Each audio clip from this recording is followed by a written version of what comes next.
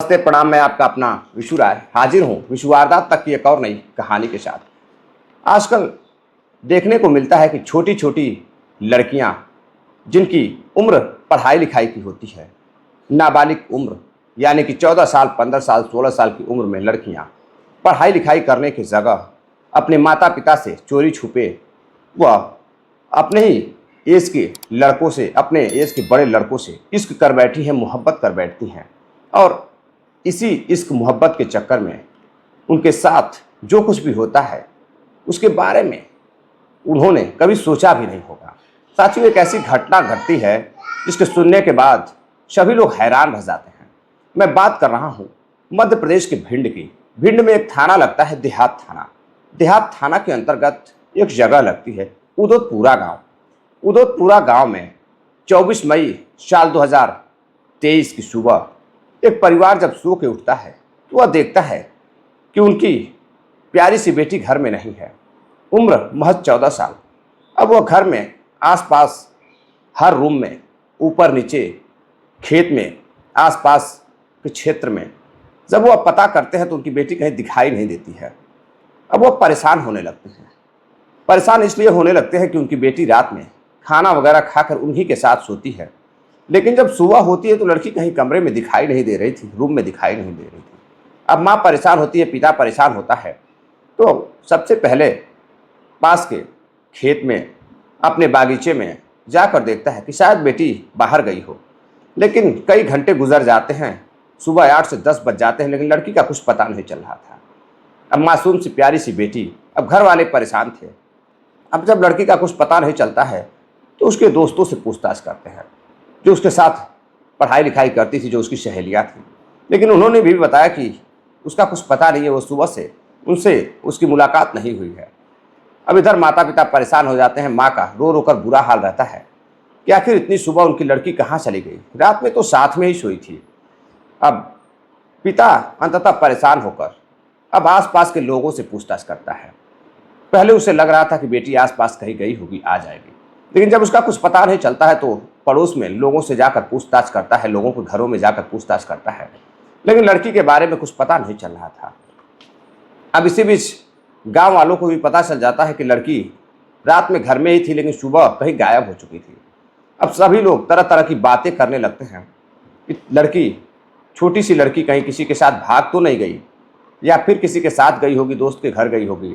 लेकिन पिता का कहना रहता है कि उन्होंने सभी दोस्तों के घर जहां वो आती जाती थी पूछताछ किया है, लेकिन उसका कुछ पता नहीं है। तभी एक व्यक्ति अपने खेतों में काम करने के लिए जाता है तो वह देखता है कि एक लड़की गिरी हुई है खेत में। जब वो उसके पास जाता है तो देखता है कि वह लड़की अर्धनग्न स्थिति में, छोटी सी लड़की जिसकी तलाश की जा रही थी, वह लड़की वही है और वह मृत पड़ी हुई है, गले में दुपट्टा लपटा हुआ है। अब फौरन ही वह दौड़ता हुआ जाता है और जाकर लड़की के घर वालों को बताता है, गांव में सभी को बताता है।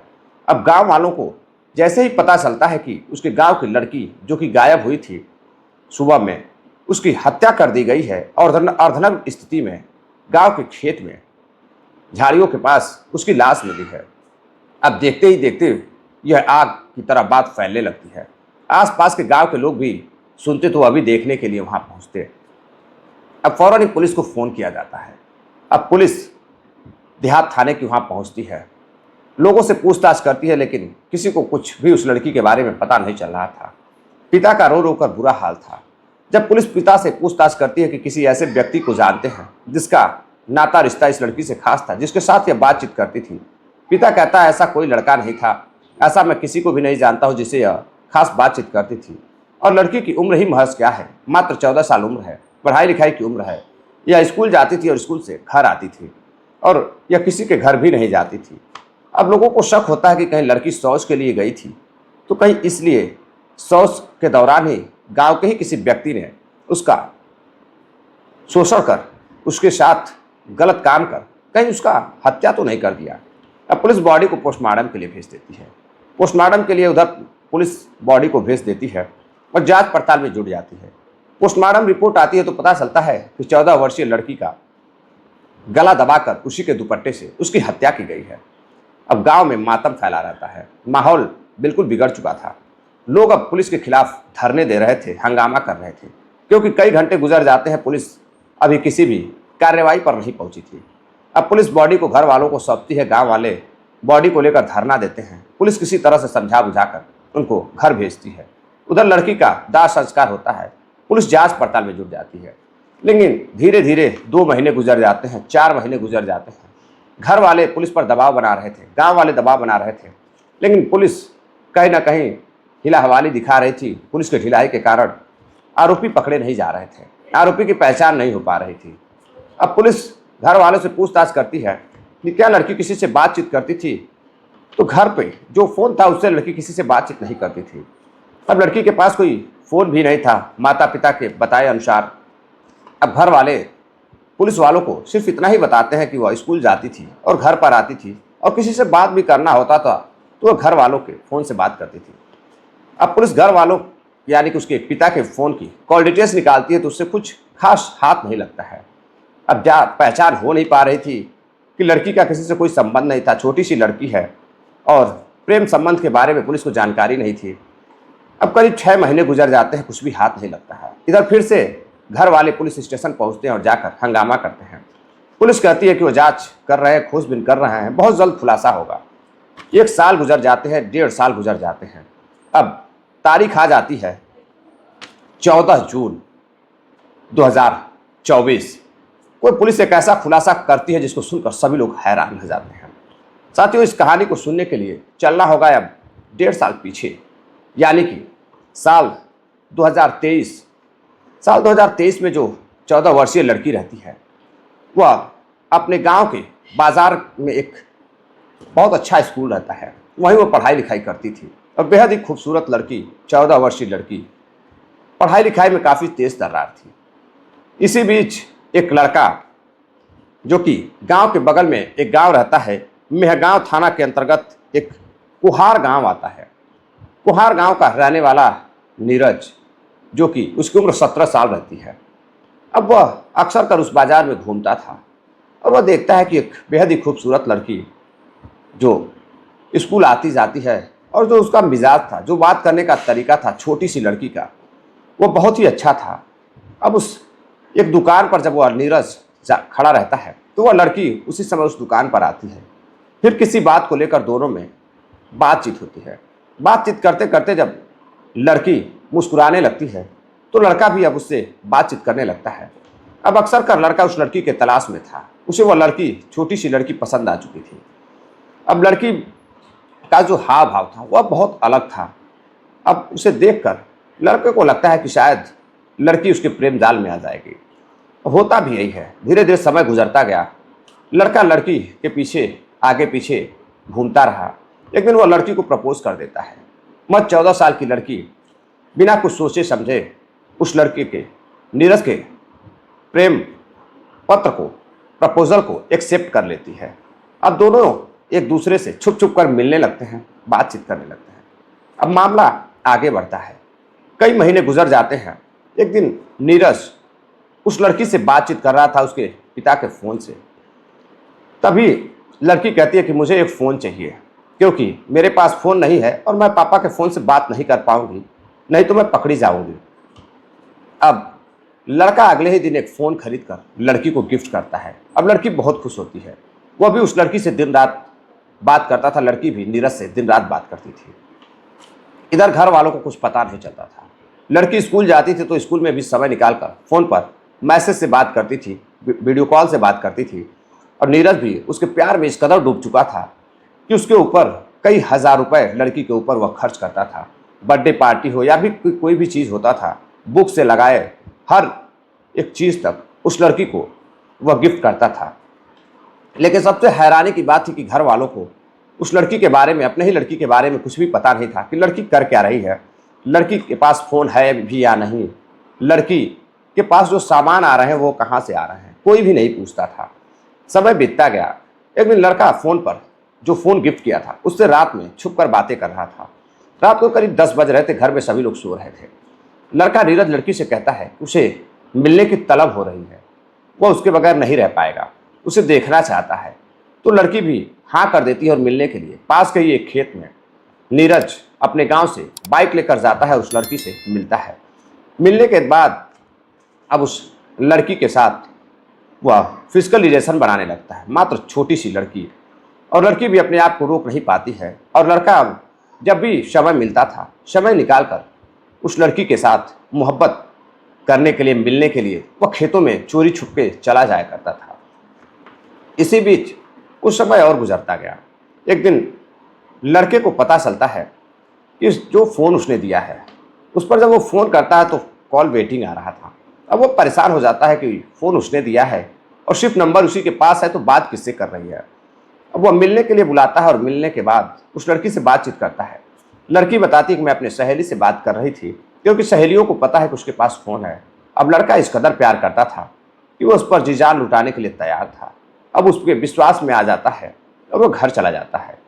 अब एक दिन एक उसी उदोतपुरा का गांव का रहने वाला, उस लड़की के गांव का रहने वाला एक छोटू नाम का लड़का, जो कि नीरज का बहुत अच्छा दोस्त रहता है, उसके गांव उदोतपुरा जब वह जाता है लड़की से मिलने के लिए, तो लौटते समय सुबह के समय उसकी मुलाकात उस छोटू से होती है। छोटू से बातचीत होती है तो छोटू पूछता है कि नीरज, तुम मेरे गांव में क्या कर रहे हो। तो नीरज बताता है कि देखो, तुम्हारे गांव की एक लड़की है। वह नाम भी बताता है। प्राइवेसी की वजह से मैं उस लड़की का नाम नहीं बता सकता, बल्कि इस कहानी को बिना नाम लिए ही मैं आपको समझाने की पूरी कोशिश करूंगा। तो छोटू कहता है, देखो भाई, उस लड़की वह जो छोटी है, लेकिन उसका कई लड़कों से संबंध है। वह कई लड़कों से मिलने के लिए जाती है, कई लड़कों से बातें भी करती है, और गांव में कई लोग जानते हैं, लगभग सारे लड़के जानते हैं कि वह लड़की बहुत आगे निकल चुकी है। उम्र भले ही छोटी है, लेकिन वो बहुत तेज तर्रार है। अब यह बात जैसे ही प्रेमी नीरज सुनता है तो हक्का बक्का रह जाता है। अब वह परेशान होने लगता है कि जिस लड़की को इतना मोहब्बत करता है, जिस लड़की से इतना प्यार करता है, वह लड़की किसी और से भी बात करती है। अब फिर उसी दिन शाम को जब अंधेरा होता है तो फिर रात में उस लड़की को फ़ोन करता है, मिलने के लिए बुलाता है। उस लड़की से पूछता है कि देखो, तुम्हारे बारे में मुझे कुछ पता चला है, तुम किसी और से भी बातें करती हो क्या। पता चला है कोई रिश्तेदारी का लड़का है, और भी लड़कों से तुम बातचीत करती हो और मिलने के लिए बुलाती हो। लड़की सन रह जाती है, वह डरी डरी सी रहने लगती है। वह कहती है, ऐसी कोई बात नहीं है, मैं सिर्फ तुमसे मोहब्बत करती हूँ, मैं किसी और से बातें भी नहीं करती हूँ। अब जब यह बात नीरज सुनता है तो नीरज को बड़ा सुकून मिलता है। लेकिन अगले ही दिन जब नीरज बाजार से अपने घर लौट रहा था तो वह देखता है कि किसी बाइक पर वह लड़की, 14 वर्षीय छोटी सी लड़की, किसी और लड़के के साथ पीछे बैठकर चिपकी हुई बातें करती हुई जा रही है। अब इतने में वह देख लेता है तो वह और भी परेशान होने लगता है। अब उसे लगता है कि लड़की उसके साथ बेवफाई कर रही है, धोखा दे रही है। अब इस धोखे को वह बर्दाश्त नहीं कर पाता है। अब इसी बीच वह फिर छोटू के गांव, लड़की के गांव जाता है, छोटू से मिलता है। छोटू से मिलकर बातचीत करता है और बातचीत कर एक प्लान बनाता है। प्लान के तहत 24 जून की रात को करीब 11 बजे जब घर पर गांव वाले सभी लोग सो रहे थे, लड़की के माता पिता सो रहे थे, तो उस लड़की को फ़ोन करता है।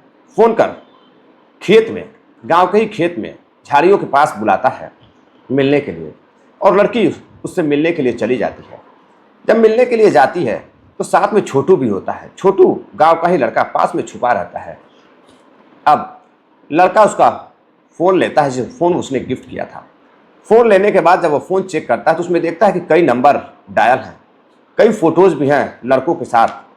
अब वो उस लड़की से पूछताछ करता है तो लड़की डर जाती है, वो कुछ बता नहीं पाती है। अब इसी बीच जो लड़का रहता है नीरज, वह लड़की के साथ अब ज़बरदस्ती करने लगता है।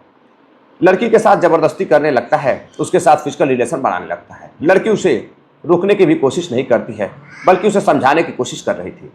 लेकिन जब वो फिजिकल रिलेशन बना लेता है तो अब लड़की को कहता है कि अब तुम्हें मेरे दोस्त छोटू के साथ भी रिलेशन बनाना होगा। अब लड़की डर जाती है, रोने लगती है, क्योंकि लड़का उसी के गांव का था। छोटू भी तैयार था, लेकिन लड़की तैयार नहीं थी, लड़की मना कर रही थी। तभी नीरज को गुस्सा आता है और उसका हाथ पैर पकड़ लेता है। अब एक के बाद एक, कभी नीरज तो कभी छोटू उस लड़की के साथ कई घंटों तक फिजिकल रिलेशन बनाते रहे। अब लड़की चीखती रही, लेकिन कोई भी उसकी चीखों को सुनने वाला आसपास नहीं था। अब अंततः दोनों जब एक लड़की के साथ रेप जैसी घटना को अंजाम देते हैं, देने के बाद जाने लगते हैं, तो जो लड़का रहता है उसका प्रेमी नीरज, जिसका नाम नीरज बिल्ला भी रहता है, नीरज उस लड़की का दुपट्टा लेता है और उसका गला जोर से कस देता है, जिससे उसकी मौत हो जाती है। वो चीखती रहती है, छटपटा रहती है, लेकिन कोई उसको सुनने वाला नहीं था। रात का समय था और उसकी मौत हो जाती है और वहीं वो छोड़कर और उसका फ़ोन लेकर वहाँ से गायब हो जाता है। अब अगले दिन जब पता चलता है कि लड़की का कत्ल हो चुका है, किसी ने कत्ल किया है, कुछ भी पता नहीं चल रहा था। अब धीरे धीरे करीब 1.5 साल गुजर जाते, पुलिस जांच पड़ताल करती है, लेकिन कहीं भी कुछ पता नहीं चल रहा था। फिर एक दिन पुलिस को पता चलता है एक जगह से मुखबिर के द्वारा कि लड़की कई लड़कों से बातें भी करती थी, लेकिन पुलिस जब घर का फ़ोन चेक करती है तो वहाँ कुछ मिल नहीं रहा था। अब पुलिस को शक होता है, तो पुलिस अब उसकी सहेली से, जो उसकी सहेली उसके साथ पढ़ाई लिखाई करती थी, अब उनसे पूछताछ करती है तो पता चलता है कि उसके पास एक फ़ोन था जिसका नंबर वह सहेली देती है। सहेली जो नंबर देती है, अब उसका कॉल डिटेल्स निकाला जाता है। कॉल डिटेल्स निकाला जाता है तो पता चलता है कि पास के ही एक गाँव, कुहार गाँव में नीरज नाम के व्यक्ति से, लड़के से उसकी बातचीत होती थी। अब पुलिस नीरज नाम के उस लड़के को गिरफ्तार करती है, नीरज बिल्ला को, और उससे पूछताछ करती है तो वह डर जाता है। अब वह रोने लगता है, टूट जाता है, और वह बताता है कि लड़की उसके साथ बेवफाई कर रही थी, वो उसे बेहद मोहब्बत करता था। अब पुलिस उसकी सारी बातें रिकॉर्ड करती है और रिकॉर्ड करने के बाद उससे पूछती है कि क्या तुम्हारे साथ कोई और भी था। तो वह छोटू का भी नाम लेता है, और छोटू जो उसी गांव का रहने वाला रहता है, लड़की के गांव का रहने वाला होता है, वो अभी गिरफ्तार होता है। और दोनों को गिरफ्तार कर पुलिस पाक्सो एक्ट धारा 302 और 376 के तहत दोनों को, छोटू और नीरज को, जेल भेज देते हैं। अब जब यह घटना सभी के सामने आती है, खुलासा होता है, तो गांव वाले जो उदोतपुरा के रहने वाले थे और नीरज के गांव वाले, सभी लोग इस घटना को सुनकर हैरान थे कि एक बहुत छोटी सी लड़की 14 साल की उम्र में, कभी कोई माँ बाप सोच भी नहीं सकते कि उनकी बेटी महज इतनी सी छोटी सी उम्र में लड़कों की उसे लत लग जाएगी और लड़कों से बातें भी करती होगी और उसके साथ फिजिकल रिलेशन भी बनाती होगी। और लड़की किसी गंदी लत ने, लड़कों से बात करने के शौक ने, उसके गंदी हरकतों ने लड़की को कहीं ना कहीं आज मौत के साए में सुला दिया। तो साथियों, ये थी आज की पूरी कहानी। चलते चलते कुछ साथियों ने कमेंट किया है, जिनका नाम है नम्रता जी हैं, सुनील चौधरी जी हैं, रामनाथ कुमार जी हैं श्रीनगर से, सुरेश नायक हैं उड़ीसा से, स्नेहा सिंह जी हैं, डॉक्टर ए.के. अग्निहोत्री जी हैं, उत्तर प्रदेश प्रयागराज के रहने वाले हैं। तो साथियों, ये थी फिलहाल पूरी कहानी। कहानी कैसी लगी कमेंट कर आप लोग ज़रूर बताइएगा। आजकल जो माहौल चल रहा है, छोटी छोटी उम्र में लड़कियाँ बहक जा रही हैं, इसमें गलती किसकी है, उन लड़कियों की या फिर माता पिता की, या फिर एक अच्छे संस्कारों की, अच्छी सभ्यता की? तो साथियों, कमेंट कर आप लोग ज़रूर अपनी राय दीजिएगा। मिलते हैं एक और नई कहानी के साथ, तब तक के लिए अपना ख्याल रखिएगा, अपने परिवार का ख्याल रखिएगा। जय हिंद, नमस्कार।